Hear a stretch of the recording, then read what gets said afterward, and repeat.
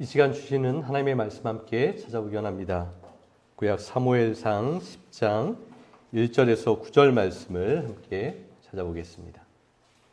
이에 사무엘이 기름병을 가져다가 사울의 머리에 붓고 입맞춤에 이르되 여호와께서 내게 기름을 부으사 그의 기업의 지도자로 삼지 아니하셨느냐. 내가 오늘 나를 떠나가다가 베냐민 경계의 산살에 있는 나엘의 조실 곁에서 두 사람을 만나리니 그들이 내게 이르기를 내가 찾아왔던 암나귀들을 찾은지라. 내 아버지가 암나귀들의 경면은 놓았으나 너희로 말미암아 걱정하였는데 내 아들을 위하여 어찌하리요 하더라 할 것이요. 내가 거기서 더 나아가서 다볼 상수리 나무에 이르면 거기서 하나님을 배우려고 베델로 올라가는 세 사람을 만나리니 한 사람은 염소 새끼 셋을 이끌었고 한 사람은 떡 세 덩이를 가졌고 한 사람은 포도주 한 가죽 부대를 가진 자라. 그들이 내게 내관하고 떡 두 덩이를 주겠고 너는 그의 손에서 받으리라. 그 후에 내가 하나님의 산에 이르리니 그곳에는 블레셋 사람들의 영문이 있느니라. 내가 그리로 가서 그 성읍으로 들어갈 때에 선지자의 무리가 산당에서부터 비파와 소고와 저와 수금을 앞세우고 예언하며 내려오는 것을 만날 것이요.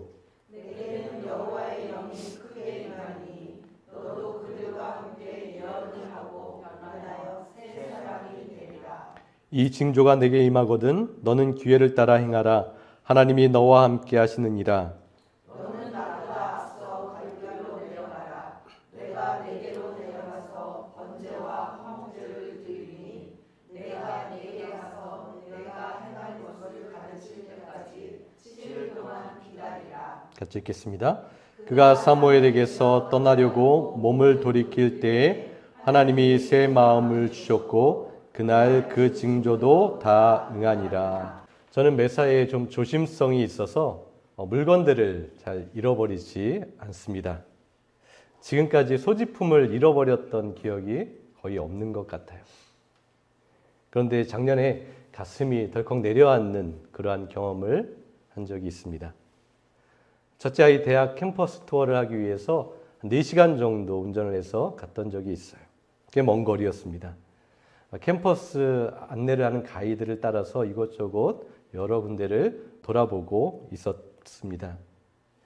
저는 보통 주머니에 열쇠 같은 것을 넣고 다니는 게 불편해서 손에 들고 다닐 때가 많이 있어요.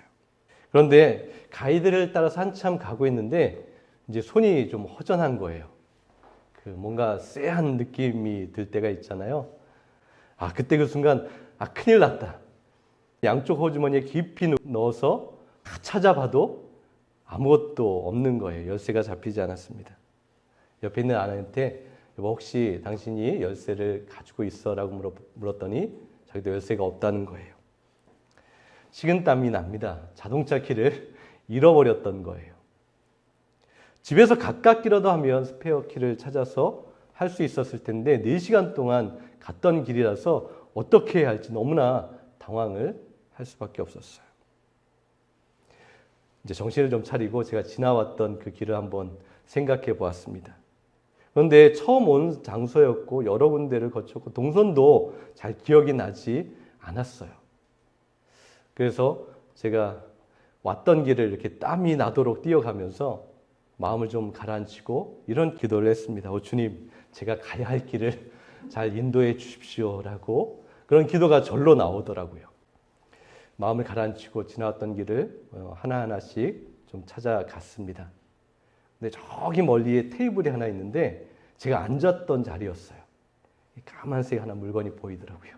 제 열쇠가 그대로 그 위에 올려져 있었습니다. 얼마나 감사했는지 몰라요. 그 시간이 한 15분에서 한 20분 정도 지났었는데 잃어버린 무엇인가를 찾는 그런 갈급한 마음을 그때처럼 가졌던 적이 없었던 것 같습니다.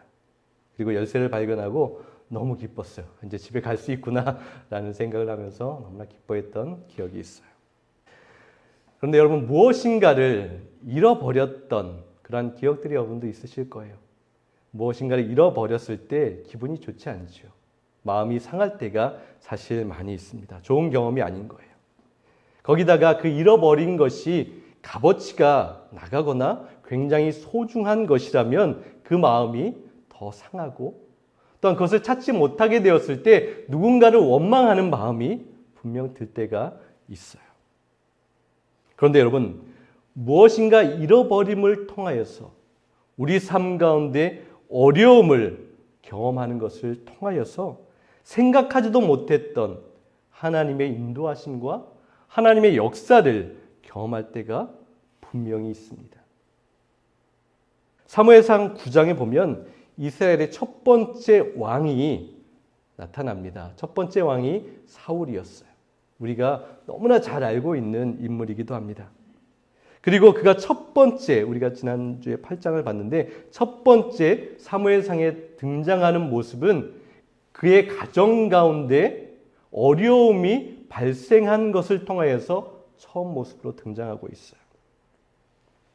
사울은 베냐민 지파였고 기스의 아들이었습니다. 이 기스는 베냐민 지파에서 좀 유력하고 영향력이 있었던 사람이라고 기록을 하고 있습니다. 기르고 있었던 나귀들, 암나귀들이 있었는데 그 몇 마리를 잃어버렸다라고 9장에서 설명하고 있어요. 당시에 나귀는 굉장히 그 자본 가치가 있는 그런 소유물이었어요. 나귀는 귀족들이 타는 것으로 인식을 하고 있었고 나귀를 많이 가지고 있는 사람은 영향력과 지도력이 있는 사람으로 인정을 받았던 사람이었습니다. 그러니까 이 나귀를 잃어버렸다라는 것은 여러모로 사울과 그 가정에 어려움이 발생했다라는 것을 알려주고 있어요. 그래서 기스가 어떻게 하죠? 사울과 한 명의 종을 붙여서 그 나귀를 찾아오라고 이야기합니다. 그래서 사울과 그 종은 여러 군데를 헤매면서 그 나귀를 찾기 위해서 노력해요. 거의 40km 정도 되는 거리를 헤매면서 3일 동안 그 나귀를 찾아 다녔습니다. 그런데 어떻게 되었죠? 결국 그 나귀를 찾지 못했어요. 사울의 입장에서는 낙심할 수밖에 없는 상황이었어요. 고생은 고생대로 했고 어려움은 어려움대로 겪었는데 그 문제가 해결되지 않고 눈앞에 그 나귀가 나타나지 않는 거예요. 그런데 여러분, 사실 이 모든 상황을 누가 준비하시고 예비하셨습니까? 하나님께서 그 모든 일들을 준비하고 판을 짜고 계셨던 거예요. 누가 사울이 이렇게 고생하게 하셨습니까? 하나님께서 계획하시고 진행하시는 일입니다. 사울에게는 정말 되는 일이 하나도 없다라고 탄식할 수밖에 없는 상황이었지만 하나님은 그 모든 상황을 주관하고 계셨어요. 그리고 그 모든 것을 통하여서 그는 낙심하고 힘들고 어려움 가운데 있었지만 하나님께서는 사울에게 더 좋은 길과 축복된 길을 보이시고 인도하고 계신 거예요. 여러분들도 이러한 경험을 해보신 적이 분명히 있으실 거예요.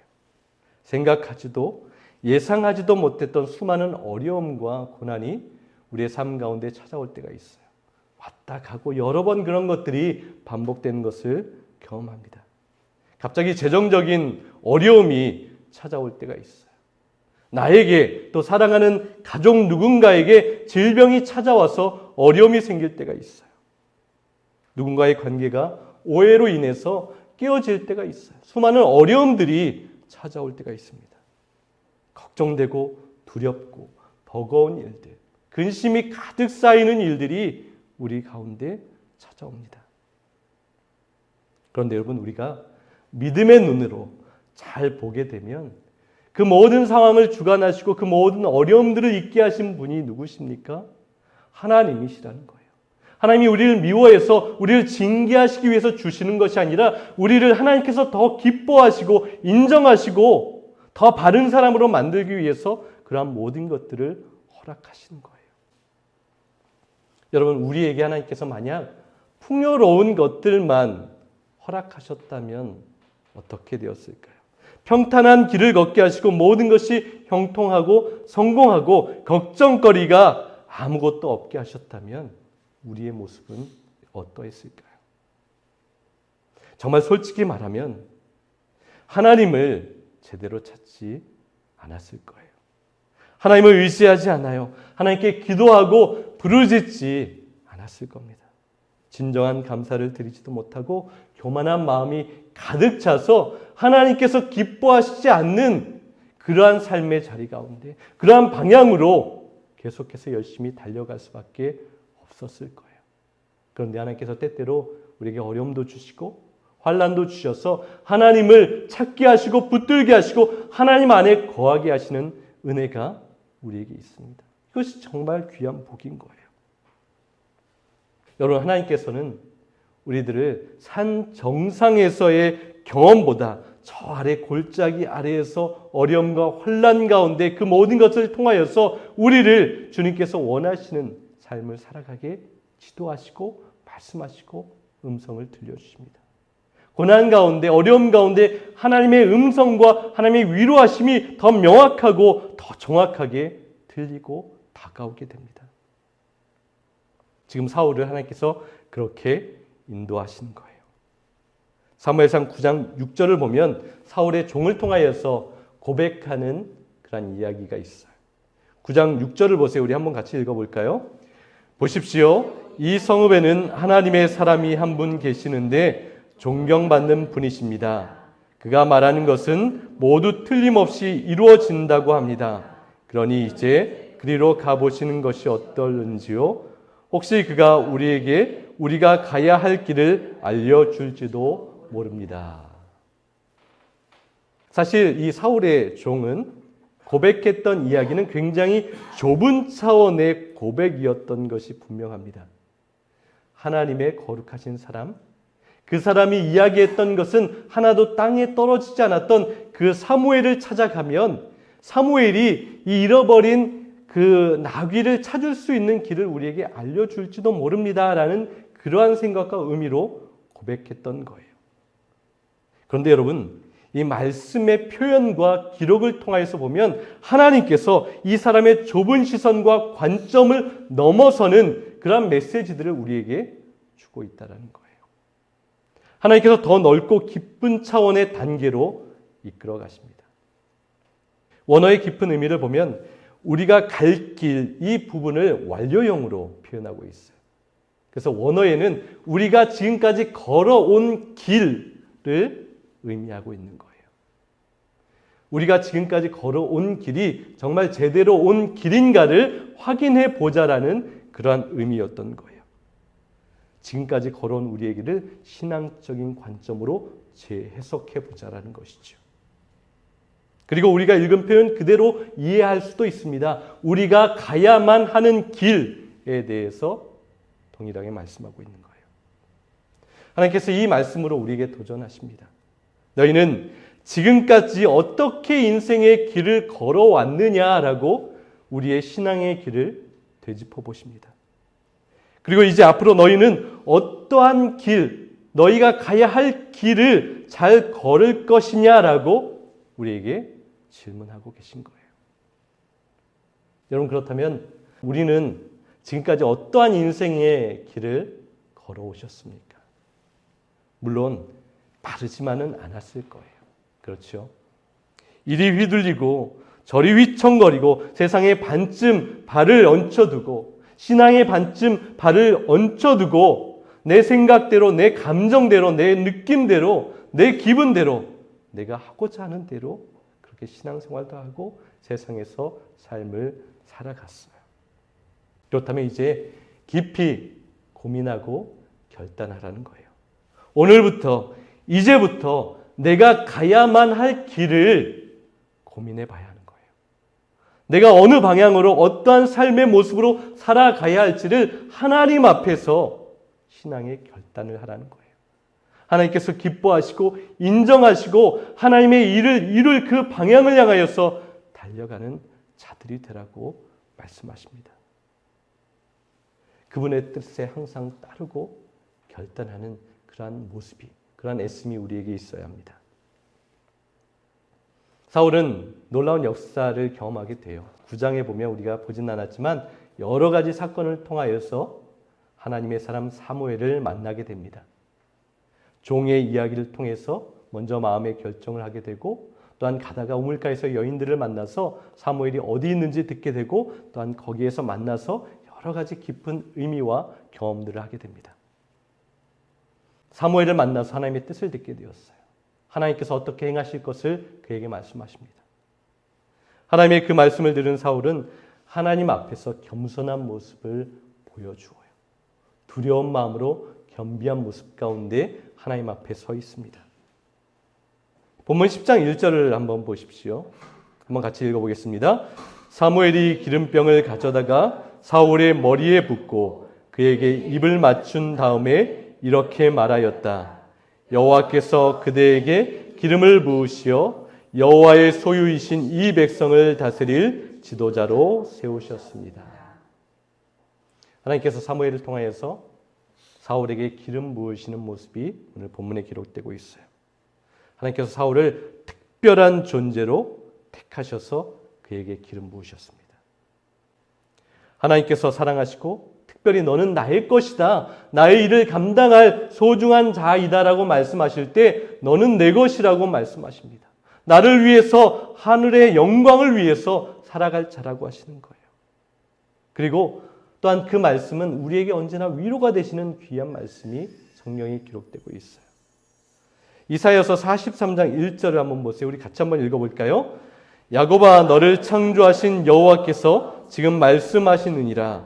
이스라엘아, 너를 지으신 이가 말씀하시느니라. 너는 두려워하지 말라. 내가 너를 구속하였고 내가 너를 지명하여 불렀나니 너는 내 것이라.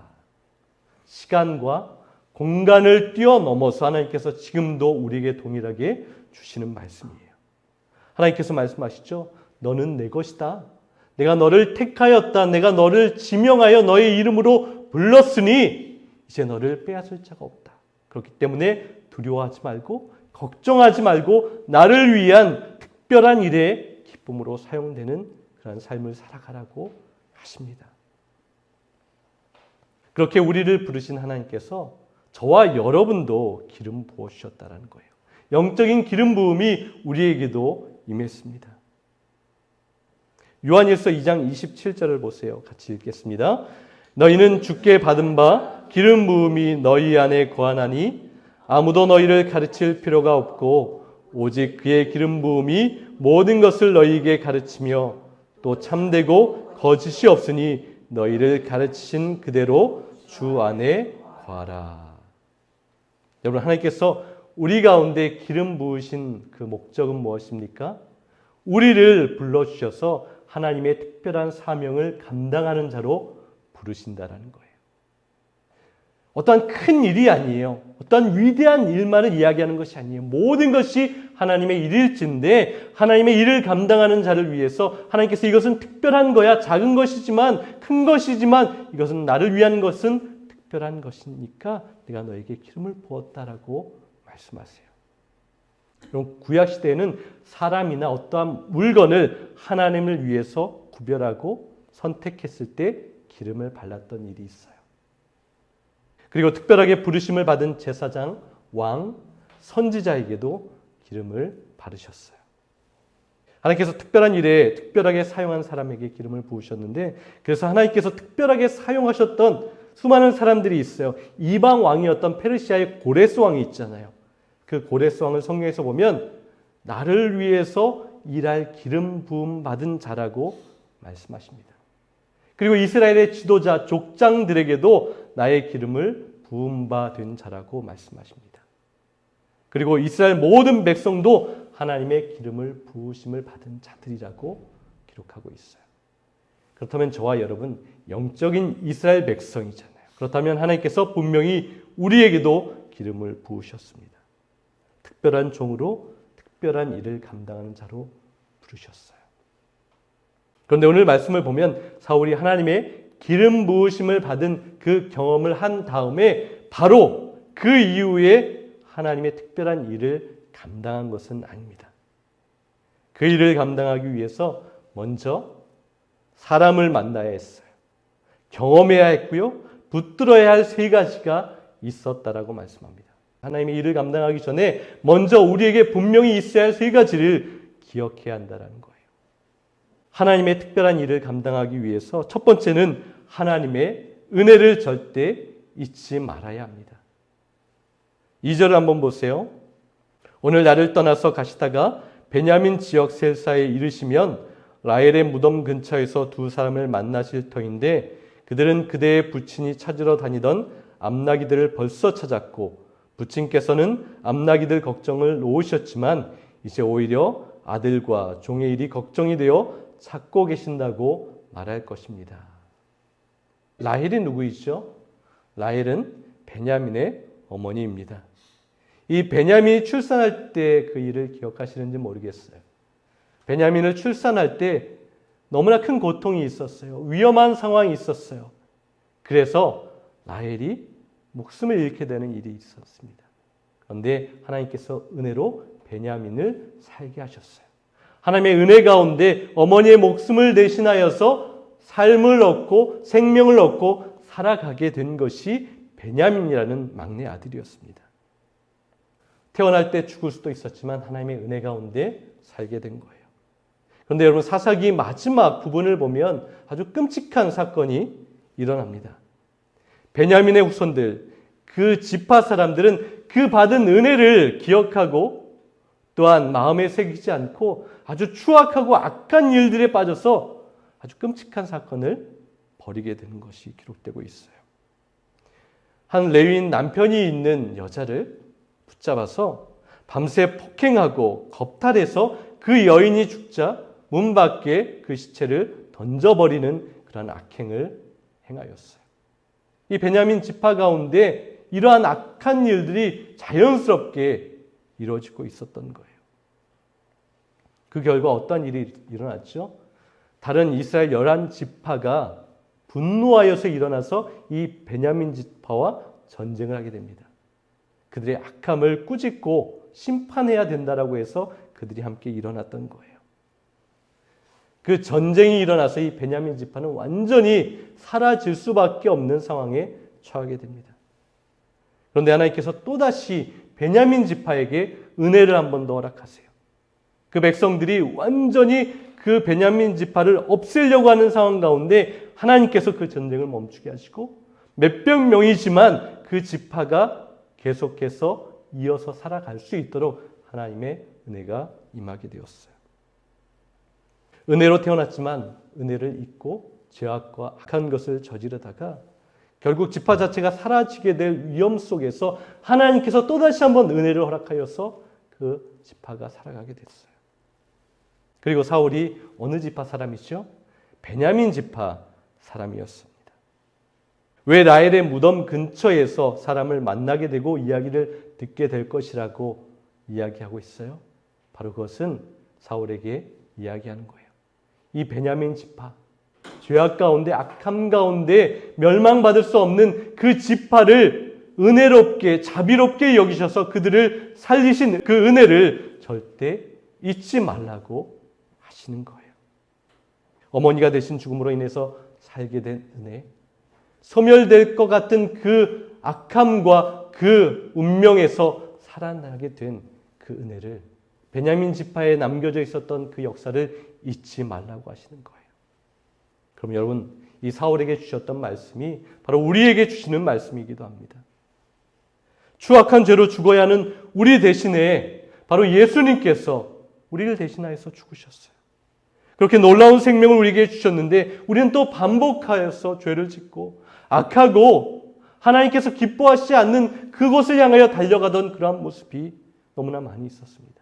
그런데 하나님께서 다시 한번 은혜를 베푸셔서 하나님의 특별한 사명을 감당하는 기름 부음의 은혜를 우리에게 또 허락하셨던 거예요. 그리고 우리에게 말씀하시는 것이죠. 내가 너를 위하여 내 사랑하는 독생자 예수를 죽이고 너를 살린 이 은혜를 잊지 말아라. 그래야 기름 부음 받은 자로 특별한 일을 끝까지 감당할 수 있는 자가 된다라고 하나님께서 우리에게 말씀하세요. 여러분, 하나님의 크신 사랑, 우리 죄악과 악함으로 죽을 수밖에 없었던 우리를 살리신 그 은혜, 끊임없이 그 부어지는 은혜를 절대로 잊지 마시기 바랍니다. 우리가 그것을 잊으면 우리에게는 소망이 없는 거예요. 또 하나님의 특별한 사명을 감당하기 위해서 두 번째는 진리와 감격으로 기뻐하며 예배하는 자, 예배에 성공하는 자가 되라고 하십니다. 3절을 보세요. 내가 거기서 더 나아가서 다볼 상수리 나무에 이르면 거기서 하나님을 배우려고 베델로 올라가는 세 사람을 만나리니 한 사람은 염소 새끼 셋을 이끌었고 한 사람은 떡 세 덩이를 가졌고 한 사람은 포도주 한 가죽 부대를 가진 자라. 여러분, 그 길에 사람을 만나게 되는데 그 사람들이 지금 어디로 올라가고 있죠? 베델로 올라가고 있습니다. 베델은 어디입니까? 하나님의 집이고 많은 믿음의 사람들이 거기에 제단을 쌓고 하나님 앞에 예배하는 그러한 장소였어요. 영적인 장소였기 때문에 누구나 그것을 향해서 올라가는 곳이었습니다. 그 사람들이 염소와 떡과 포도주를 가지고 있어요. 그것은 무엇입니까? 바로 하나님을 만나서 예배하기 위해서 가고 있는 중이에요. 자기의 죄를 회개하고 제사하고 하나님 앞에 헌신을 결단하고 다짐하기 위해서 가는 사람을 만나게 됩니다. 그리고 그들이 사울을 만나서 떡 두 덩이를 그에게 주고 있는 거예요. 그것은 무엇입니까? 당신도 우리와 함께 예배하는 삶, 예배하는 자가 되십시오. 하나님을 사랑하고 하나님을 두려워함으로 경외함으로 그렇게 예배에 성공하는 삶이 되십시오라고 그 말씀을 주고 있는 거예요. 그 어떠한 일을 행하기 전에 가장 먼저 진정한 예배를 드리는 자를 하나님께서 기뻐하시고 사용하십니다. 예배에 성공하는 자를 하나님께서 찾고 계신 거예요. 예배에 성공한다는 것이 무엇일까요? 화려한 예배당과 아주 완벽한 음향과 최고의 하모니를 만들어내는 찬양대와 귀를 만족시켜주는 설교와 수많은 사람들이 가득한 그 분위기와 그 장소와 그 모습이 예배에 성공하는 것일까요? 그렇지 않습니다. 하나님께 진심으로 나가는 것, 나의 중심을 상한 마음을 가지고 하나님 앞에 달려나아가는 것, 그것이 예배에 성공하는 거예요. 나의 죄를 아파함으로 애통하고 탄식하며 두려움으로 하나님의 은혜를 구하며 하나님만 바라보는 것, 그것이 진정한 예배입니다. 다른 모든 환경, 상황, 그 어떠한 것에도 우리의 마음이 빼앗기지 않고 흔들리지 않고 벗어나지 않고 하나님만을 바라보고 하나님만 기대하고 하나님의 은혜를 구하는 것이 진정한 예배인 거예요. 찬양에 가서 한 줄에 감격하며 목소리를 높이는 거예요. 토하는 기도 한마디에 마음이 떨리고 하나님의 말씀을 듣고 그 앞에 서며 경외함으로 순종함으로 하나님 말씀에 두려워 떠는 자. 하나님께서 그러한 예배자를 지금도 기뻐하고 찾으십니다. 여러분, 첫사랑의 그 순간을 절대로 잊지 마십시오. 그 예배의 시간마다 하나님의 눈길을 인식하고 기억하십시오. 하나님께서 우리의 기도와 우리의 예배를 얼마나 기뻐하시고 얼마나 즐거워하시는지 우리도 함께 즐거워하고 만족하고 기뻐하시기 바랍니다. 하나님께서 우리가 그렇게 예배할 때 특별한 존재로 우리를 택하시고 특별한 일을 위해서 사용하십니다. 하나님의 특별한 사명을 감당하기 위해서 세 번째는 성령 안에서 변화되어서 완전히 딴 사람이 되어야 합니다. 오늘 개역개정에는 새로운 사람이 된다라고 말씀하고 있어요. 또한 세 번역에는 완전히 변화되어서 딴 사람이 된다라고 그렇게 말씀하고 있습니다. 6절을 보세요. 내게는 여호와의 영이 크게 임하리니 너도 그들과 함께 예언을 하고 변하여 새 사람이 되리라. 세 번역 한번 같이 읽어볼까요? 그러면 그대에게도 주님의 영이 강하게 내리어 예언을 할 것이며 그대는 전혀 딴 사람으로 변할 것입니다. 여러분, 변하여 새 사람이 되어야 하나님의 특별한 일을 감당할 수 있어요. 예전과 완전히 변하여 딴 사람이 되어야지 하나님께서 기뻐하신 일을 감당하게 됩니다. 우리는 날마다 새롭게 될 수 있습니다. 변하여 완전히 딴 사람이 될 수 있어요. 왜냐하면 주님의 영이 함께 하시기 때문에 그래요. 하나님의 기름 부으심이 무엇입니까? 그 기름은 성령님을 의미하는 거예요. 성령님이 우리 가운데 임재하실 때, 우리 가운데 부어질 때 나의 힘과 노력과 애씀으로 이루어지는 것이 아니라 성령님께서 우리를 그렇게 변화시켜 가십니다. 그렇게 새롭게 하시고 변하여 다른 사람이 되게 하시는 거예요. 우리의 삶은 날마다 독수리가 새롭게 힘을 얻고 날개쳐 올라가듯이 그렇게 힘을 얻게 됩니다. 내 힘과 내 의지와 노력으로 한다면 그럴 수 없어요. 그런데 성령님께서 우리 가운데 기름으로 임하여 주셔서 우리 가운데 강하게 역사하셔서 그 놀라운 일이 일어나게 됩니다. 여러분, 수룹바벨이라는 사람이 있었어요. 이 수룹바벨이라는 사람이 하나님의 성전을 재건하기 위해서, 하나님을 위해서 선한 일을 하기 위해서 정말 노력하고 애썼습니다. 모든 것을 다 했어요. 그런데 그 앞에 산과 같이 큰 장애물이 가로막고 있었어요. 어려움이 있었어요. 그럼 우리에게도 그럴 때가 있죠. 하나님의 일을 하기 위해서 나아가는데 선한 일을 하기 위해서 있는데 그러면 좋은 일이 있고 평탄한 일이 있어야 되잖아요. 그런데 장애물이 있을 때가 있어요. 어려움이 있을 때가 있어요. 그런데 그때 하나님께서 어떻게 하셨습니까? 스가랴 4장 6절과 7절 말씀을 보세요. 한번 같이 읽어볼까요? 여호와께서 수룹바벨에게 하신 말씀이 이러하니라. 만군의 여호와께서 말씀하시되 이는 힘으로 되지 아니하며 능력으로 되지 아니하고 오직 나의 영으로 되느니라. 큰 산아 내가 무엇이냐? 내가 수룹바벨 앞에서 평지가 되리라. 성령님께서 함께 하시면, 성령님께서 힘을 주시면 그 능력으로 높은 산이 평지가 될 것이라고 말씀합니다. 우리를 가로막는 장애물이 올 수 있어요. 앞에서 두렵고 떨 수 있습니다. 그러나 성령님께서 그 모든 일들을 이루시고 행하시고 없애신다라고 말씀하세요.